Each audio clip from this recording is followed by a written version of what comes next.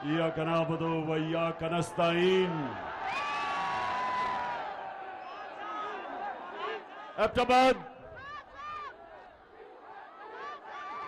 एबटाबाद इस शानदार और जुनूनी इस्तकबाल का दिल से आपका शुक्रिया अदा करता हूं। बहुत बहुत शुक्रिया। मैं आज आपके पास किसी मकसद से आया हूं। नौजवानों, डीजल और पेट्रोल की अभी बाद में बात करता हूं।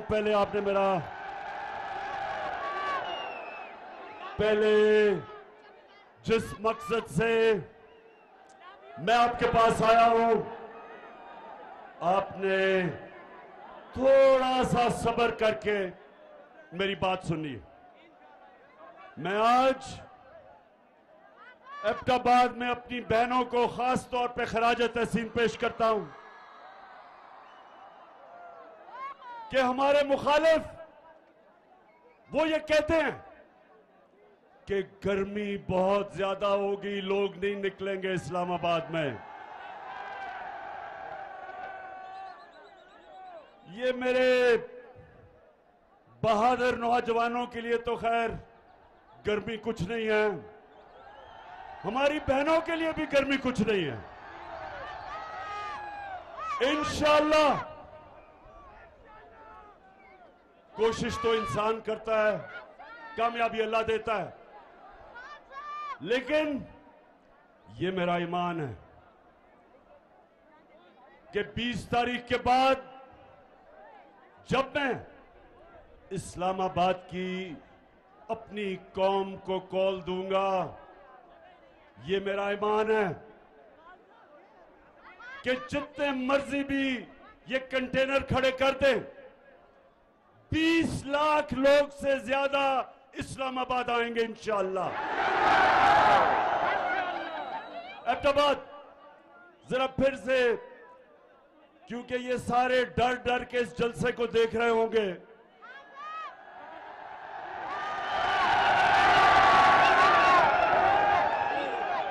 एक तो ये रहा कि आपकी तादाद कितनी ज्यादा और जिस तरह गर्मी में जुड़ के आप सब खड़े हैं, लेकिन दूसरा जो इनको खौफ है वो आपके जुनून का खौफ है। इस्लामाबाद में एक इंसानों का जुनून आने वाला है और एक आवाज होगी इस्लामाबाद में कि हमें हकीकी आजादी चाहिए, हमें इंपोर्टेड हुकूमत नामंजूर। इंपोर्टेड हुकूमत, ये एबटाबाद, ये आपका जुनून वो नहीं होना है जो होना चाहिए। इंपोर्टेड हुकूमत किसी सूरत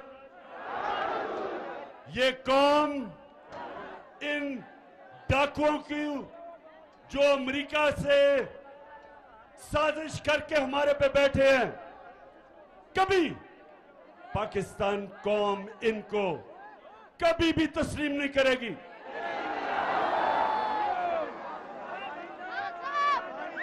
एबटाबाद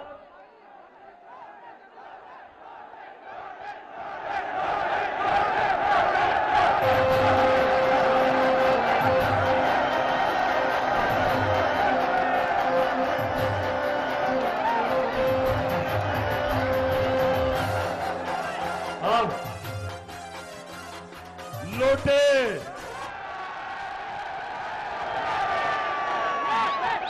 जहां तक मेरी गिनती है, पख्तूनख्वा में से तो सिर्फ एक लोटा निकला है, और जहां तक मुझे बताया गया अभी तक वो लोटा पेशावर आने की उसने जुर्रत नहीं की। इंशाअल्लाह जिधर भी ये लौटे जाएंगे पाकिस्तान में, जिधर भी जाएंगे इनको 2 नारे लगेंगे। 2 नारे क्या हैं?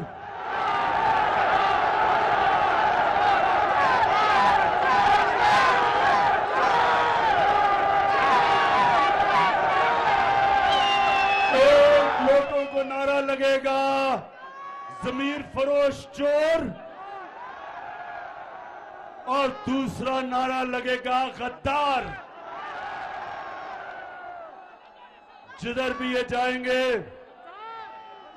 इनको पता नहीं कि ये 2022 का पाकिस्तान, इसमें हमारे नौजवानों में शऊर है, कौम बेदार है।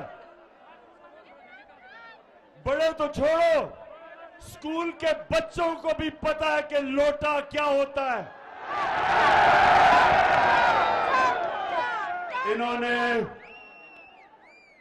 एक अमरीकी साजिश का हिस्सा बनके, अमरीकी साजिश का हिस्सा बनके एक 22 करोड़ पाकिस्तानियों की मुंतखब हुकूमत को साजिश के तहत हटाया और इनके साथ शामिल थे यहां के मीर जाफर और मीर सादिक। नौजवानों, ये कौन थे मीर जाफर और मीर सादिक? जिनको नहीं पता मैं फिर से बता दूं, मीर जाफर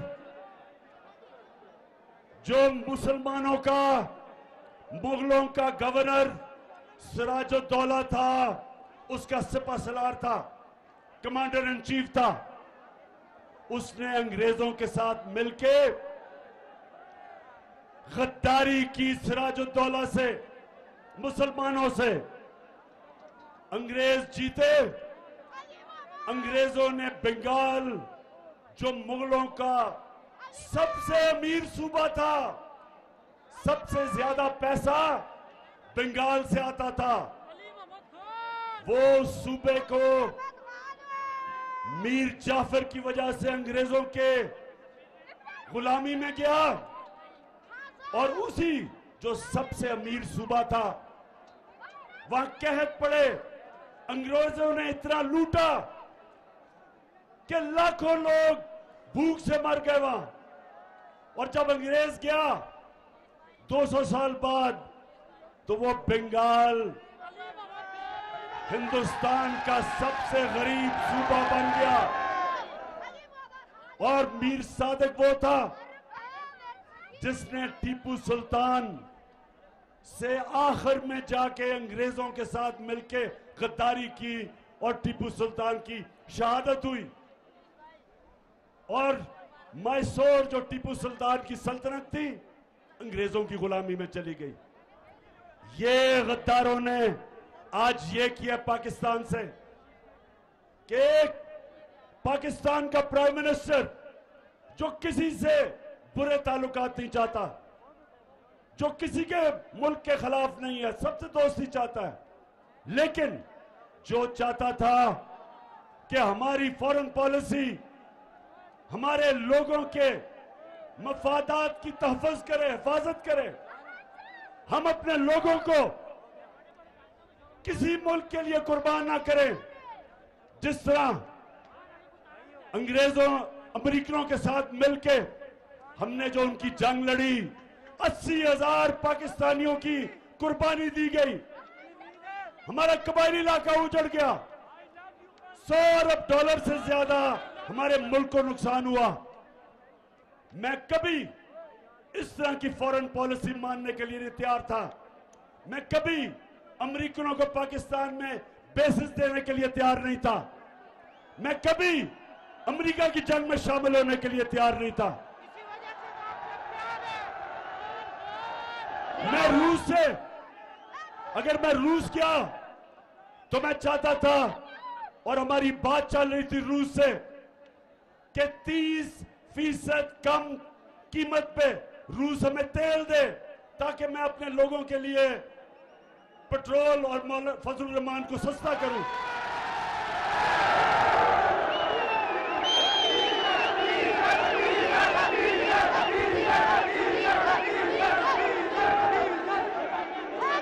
और उसके अलावा 20 लाख टन गंदम जो हमने खरीदनी है, रूस से हमें 30% कम कीमत पे मिल रही थी।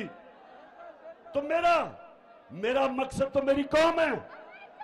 मैं क्यों अपनी कौम के मुफादात को अमेरिका के लिए कुर्बान करूं? तो एबटाबाद के लोगों, मेरे पाकिस्तानियों, उनको इस तरह का अमेरिकनों को प्राइम मिनिस्टर नहीं चाहिए था। वो चाहते थे कि मुशर्रफ की तरह सरबराह हो, एक ही टेलीफोन की धमकी में चारों निशाने चित और उनकी जंग में शामिल कर दिया। वो चाहते थे कि चेरी ब्लॉसम जूते पॉलिश करने वाला जो कहे, उसने क्या कहा कि बेगर्स आर नॉट चूजर्स। मतलब ये कि जो हम तो बेकारी हैं, इसलिए हमें अमेरिका की गुलामी करनी पड़ेगी।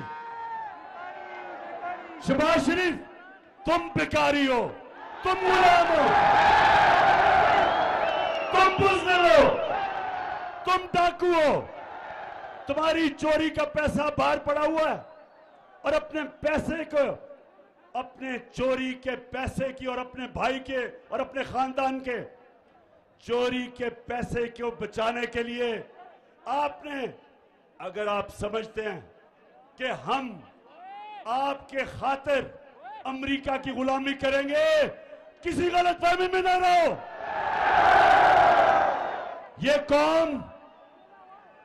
ये कौम नौजवानों याद कराओ, ये कौम जब बनने लगी थी, तहरीक पाकिस्तान था, तो वो कौन सा नारा था कि पाकिस्तान का मतलब क्या?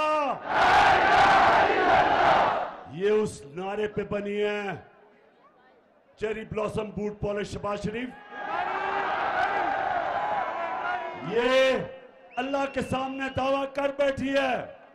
जब वो कलमा पढ़ती है एक मुसलमान कौम, तो वो अल्लाह के सामने गवाही देती है कि अल्लाह, तेरे सामने हम किसी के सामने नहीं झुकेंगे,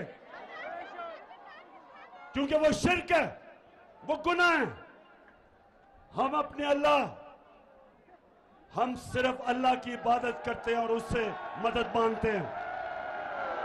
हम ना किसी सुपर पावर को मांगते हैं। हमारा जो लीडर दुनिया की तारीख का सबसे अजीम लीडर ना आया है, उससे पहले ना आ सकता है, हमारे नबी सल्लल्लाहु अलैहि वसल्लम। हम तो उनकी उम्मत हैं, हम तो उनकी उम्मत हैं। और उन्होंने ये कहा था कि इस्लाम मुसलमानों को गैरत देता है, ला इलाहा इल्लल्लाह इंसान को गैरत देता है। हम किसी के जूते पॉलिश करने वाले नहीं हैं। और इंशाअल्लाह इस्लामाबाद में 20 के बाद जब मैं कॉल दूंगा, तो सारी कौम इस्लामाबाद पहुंच के एक पैगाम देगी, एक ही पैगाम देगी, एक ही पैगाम देगी कि इंपोर्टेड हुकूमत नामंजूर।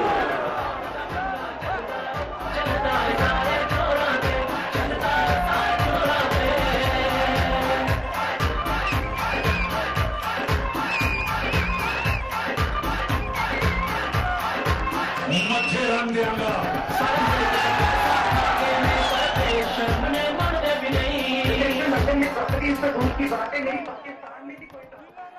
हाँ, कहती मोहतरमा फरमाती है कि लंदन तो छोड़ो, पाकिस्तान में भी कोई प्रॉपर्टी नहीं है।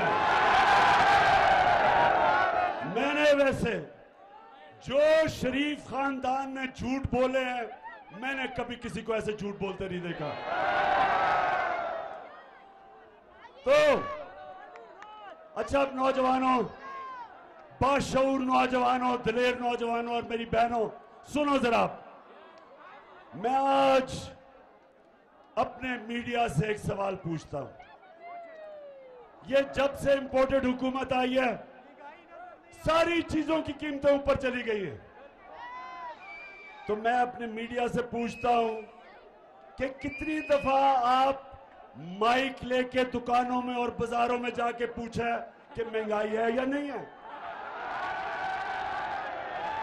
हमारी बारी तो 4 रुपए टमाटर पड़ते था तो सारे बाजारों में फिरने शुरू हो जाते थे कि जी कितना नया पाकिस्तान। तो मैं चाहता हूं कि हमारा मीडिया हमारे से जो कर गया, और ठीक है मीडिया को करना चाहिए, मीडिया का काम है तनकीद करना, लेकिन ये जो अब इंपोर्टेड हुकूमत आई है, अब तो मुझे माइक नहीं नजर आ रहा कहीं जाते हुए। अब तो मीडिया के मेरे बड़े बड़े जबरदस्त मीडिया के हमारे लोग हैं, तो मैं जरा आज आपसे दरख्वास्त करता हूं कि खुदा के वास्ते जरा माइक लेके दुकानों में तो जाएं, बाजारों में जाएं, नौजवानों के पास जाएं। घी की कीमत पूछ लें कि घी कितना है, पूछे तो सही कीमतें किधर गई हैं, बिजली कितनी है, और अभी डीजल और पेट्रोल कितना है, पूछे तो सही लोगों से।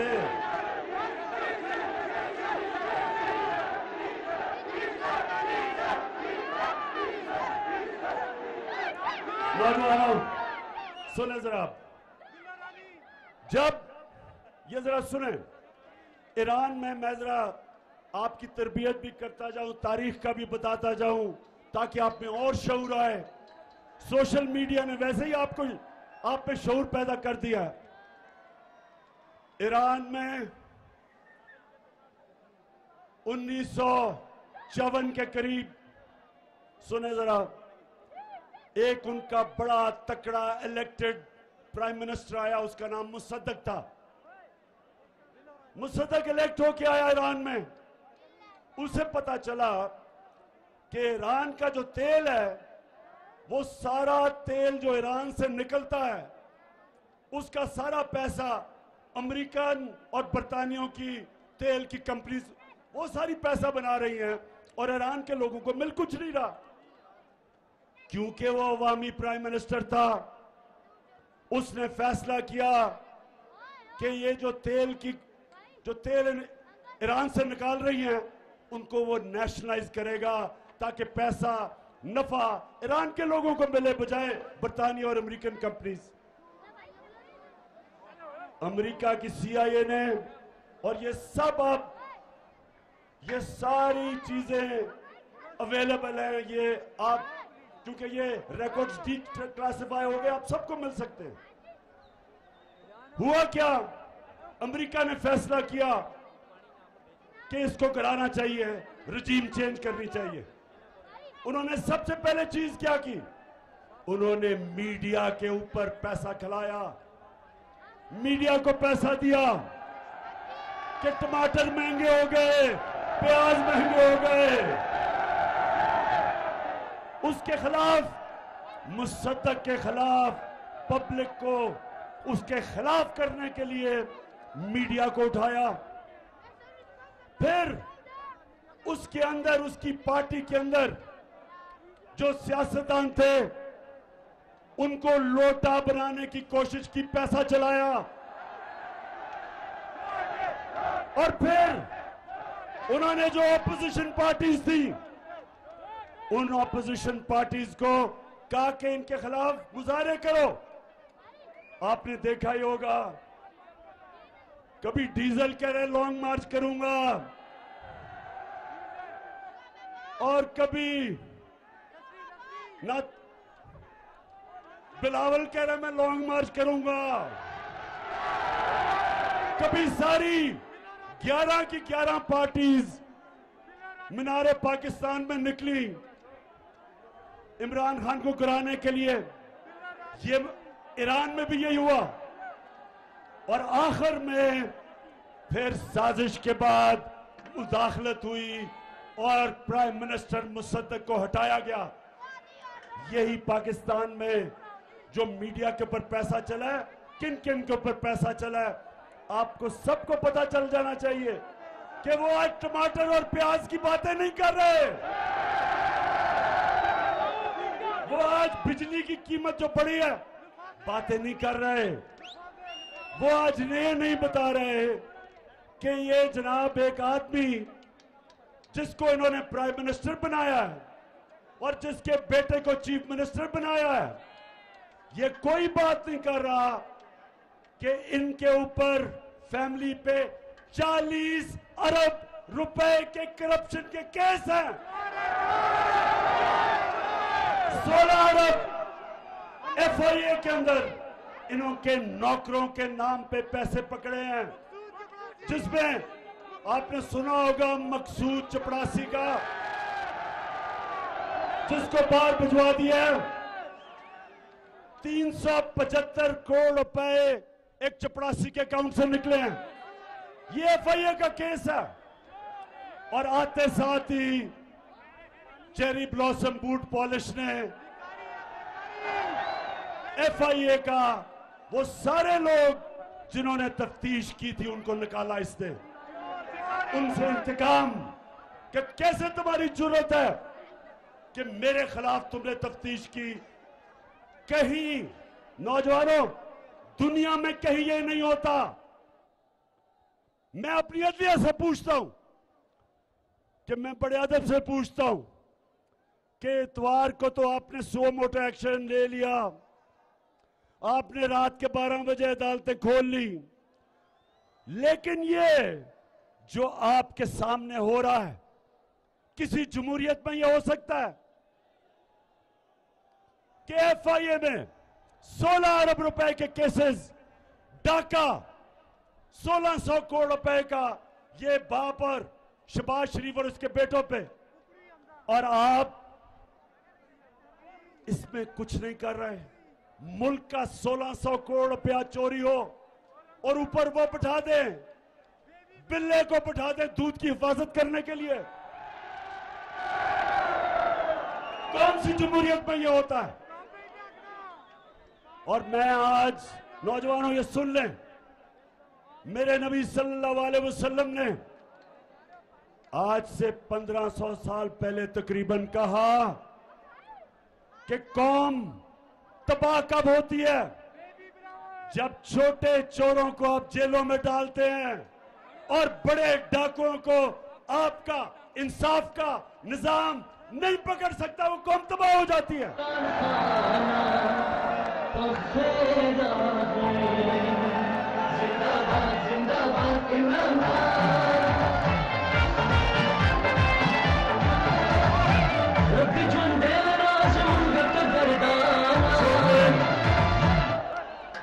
अब देखें, अब जरा नौजवानों जरा सुने, हमारे नबी सल्लल्लाहु अलैहि वसल्लम जिन्होंने मदीना की रियासत बना के एक ऐसी मिसाली रियासत बनाई कि कई सौ सदियों तक, कई सौ साल तक मुसलमान दुनिया की इमामत की उन्होंने, तो उन्होंने जब ये कहा कि छोटे चोरों को जब जेल में डालते हो और बड़े डाकुओं को आपका निजाम नहीं पकड़ सकता, कौम तबाह हो जाती है। छोटे चोर साइकिल चोरी करेगा, भैंस चोरी करेगा, मोटरसाइकिल चोरी करेगा, हाँ मुल्क में तो मुश्किल पड़ेगी, लेकिन कौम नहीं तबाह होगी। कौम तब तबाह होगी जब अरबों रुपया मुल्क से चोरी करके, और जब आप अरबों रुपया चोरी करते हैं आप बिस्तर के नीचे नहीं रख सकते, आप बैंक में नहीं डाल सकते, आपको मुल्क से बाहर भेजना पड़ता है। और जब अब मुल्क से पैसा बाहर भेजते हैं, डॉलर लेते हैं, जब डॉलर खरीद के मुल्क से पैसा बाहर भेजते हैं, डॉलर की कमी होती है। जब डॉलर कम होता है तो रुपया गिर जाता है, डॉलर ऊपर चला जाता है, रुपया नीचे। जब रुपया गिरता है, और जैसे ये आए हैं रुपया गिरना शुरू हो गया।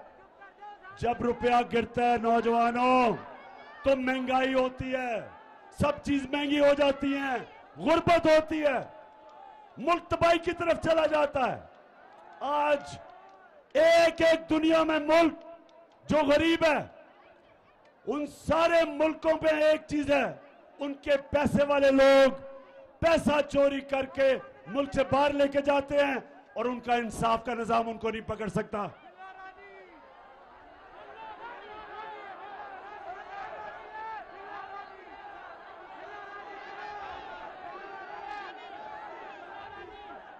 किसने कहा था कि अजान बज रहा है? अजान के 2 मिनट सांस ले लो। अभी मैंने आपसे और आखिर में 2-3 बड़ी जरूरी बातें करनी है। मैंने आप सबको तैयार करना है इस्लामाबाद के लिए, और इसमें हमारे खानदान भी आएंगे, फैमिलीज आएंगी, सबसे ज्यादा मेरे दिलेर नौजवान आएंगे।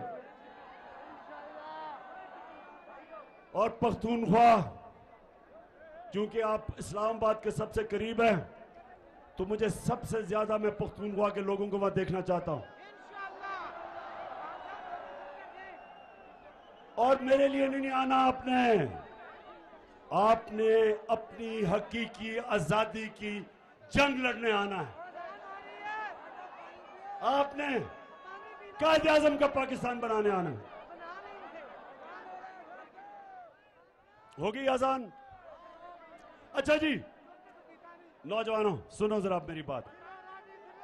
अब मैं अपनी बात की खत्म करने की तरफ जा रहा हूं। देखें, हमारा मुल्क बना था, एक बड़ा ख्वाब था कि हमने, जो इलामा इकबाल ने कहा कि हमने किसको मिसाल बनाना था, इस्लामी रियासत जो मदीना की रियासत के तर्ज पे, उन असूलों पे खड़ा होना था। इसलिए अगर हम ये इंपोर्टेड हुकूमत, ये करप्ट लोग, ये डाकू, ये जिस तरह वो इंटीरियर मिनिस्टर कातिल, अगर हमने इनको तस्लीम कर लिया, ये हम पाकिस्तान की ख्वाब से सबसे बड़ा धोखा करेंगे। इसलिए आप जब इस्लामाबाद आएंगे तो हमने फैसला करेंगे, हम सारी कौम को बताएंगे कि हमें आजादी चाहिए, गुलामी नामंजूर। हमें राय हक चाहिए। हम अमर बिल मारूफ पे चलने वाले हैं। हमें अल्लाह का हुक्म है, एबटाबाद हमें अल्लाह ने हुक्म दिया है कि अच्छाई के साथ खड़े हो, अमर बिल मारूफ व नही अनिल मुनकर, बुराई के खिलाफ अच्छाई के साथ। जो मैं बार बार कहता हूं, न्यूट्रल बनने की अल्लाह ने हमें इजाजत नहीं दी। हम अच्छाई का साथ दें, राय हक पे चले, इंसाफ के लिए खड़े हों, लेकिन अल्लाह ने हमें ये इजाजत नहीं दी कि मैं कहूं ना मैं तीतर हूं ना मैं बटेर हूं, मैं तो न्यूट्रल हूं। मैं बार बार कहता हूं, न्यूट्रल सिर्फ जानवर होते हैं। इंसान को तो अल्लाह को जवाब देना होता है। उसने तो दुनिया में भेजा है और उसने आपको कहा है कि आखिरत में मैं तुम्हारे से जवाब लूंगा। क्या तुम राय हक पे चले? क्या तुम इंसाफ के साथ खड़े हुए? क्या तुमने जुल्म का मुकाबला किया? क्या तुमने नाइंसाफी के खिलाफ जिहाद की? क्या तुमने अपनी आजादी के लिए, क्योंकि अल्लाह ने तो आपको ला इलाहा इल्लल्लाह के बाद आजाद कर दिया, क्या आपने एक इंपोर्टेड हुकूमत के खिलाफ जदोजहद की? पूछेगा अल्लाह आपसे। आप ये नहीं कह सकेंगे नहीं जी मैं तो न्यूट्रल हूं। आपको उसने ये इजाजत नहीं दी। जानवरों को आप देखते हैं प्रोग्राम्स में, बड़ा शेर आके किसी हिरन या किसी जानवर को पकड़ लेता है, कोई उसको बचाने नहीं आता क्योंकि वो न्यूट्रल है सारे। इंसान को उसने इजाजत नहीं दी। इंसान को उसने कहा है आप जालिम के खिलाफ खड़े हो, मजलूम के साथ खड़े हो, आप सच के साथ खड़े हो, झूठ के खिलाफ खड़े हो, आप अच्छाई के साथ खड़े हो और बुराई के खिलाफ जहाद करें। आप कभी भी जब आप तस्लीम करेंगे कि 60% कैबिनेट जमानत पे है, प्राइम मिनिस्टर जमानत पे है, चीफ मिनिस्टर पंजाब जमानत पे है, बाप बेटे के अलावा नून लीग को कोई मिलता नहीं है, उधर आसिफ जरदारी जमानत में है, उसकी राना सनाउल्लाह जमानत पे है। तो ये जब जिस मुल्क के ऊपर चोर डाकू कातिल ऊपर बैठ जाए, नौजवानों उस मुल्क का कोई मुस्तकबिल नहीं है और हम सब पे फर्ज हो जाता है कि हम इस जुल्म और नाइंसाफी के खिलाफ खड़े हो। तो मेरी सारी आपको आज पैगाम एक ही है, तैयारी करें। 20 तारीख के बाद जब भी मैं आपको कॉल दूं, हाथ खड़ा करके बताएं कि आप तैयार होंगे उसके लिए। जो वहां नहीं पहुंच सकते वो अहमदाबाद में निकलें, लेकिन निकलें सब। आप सब निकल के बताएं, अमेरिका को भी पैगाम जाए कि ये गुलाम कौम नहीं, ये आजाद कौम है और हम चेरी ब्लॉसम को बिल्कुल तस्लीम नहीं करेंगे। और ये जो इसने आके कहा कि मैं अपने कपड़े भी उतार दूंगा आटा सस्ता करने के लिए, खुदा के वास्ते शहबाज शरीफ ये ड्रामे खत्म करो। तुम्हें लोग पहचान गए हैं, वो ऊंची बड़ी बड़ी हैट पहन के कभी किधर पड़ रहा है, वो ड्रामे कर रहा है कि मैं अपनी कपड़े उतार दूंगा। शहबाज शरीफ खुदा के वास्ते कपड़े ना उतारना, हम खौफ से मर जाएंगे। सिर्फ एक काम कर दो, वो जो तुमने और तुम्हारे भाई ने और तुम्हारे दामाद ने और तुम्हारे बेटों ने और नवाज शरीफ के बेटों ने और इसहाक डार और उसके बेटों ने जो तुमने पैसा चोरी करके बाहर लेके गए हो, बस वो आधा ही पैसा ले आओ, हम गंदम की कीमत खुद ही नीचे कर देंगे। ड्रामों का टाइम चला गया शहबाज। ये सोशल मीडिया का जमाना है, हर रोज या तुम्हारा झूठ पकड़ा जाता है या वो मरियम का झूठ पकड़ा जाता है। जलसा किया अभी पिछले दिनों में किधर, पिंडी गेप में 4 बजे जलसा था, कोई लोग ही ना निकले, लोग ही ना निकले। फिर बड़ी दूर दूर से लोगों को लाके अंधेरे में जलसा करके और झूठ का पुलंदा कि मेरी पाकिस्तान तो, इंग्लैंड तो छोड़ो, पाकिस्तान में भी कोई प्रॉपर्टी नहीं है। अच्छा, अब आखिर में अहमदाबाद बाप का मैं शुक्रिया अदा करना चाहता हूं, जिस तरह आपने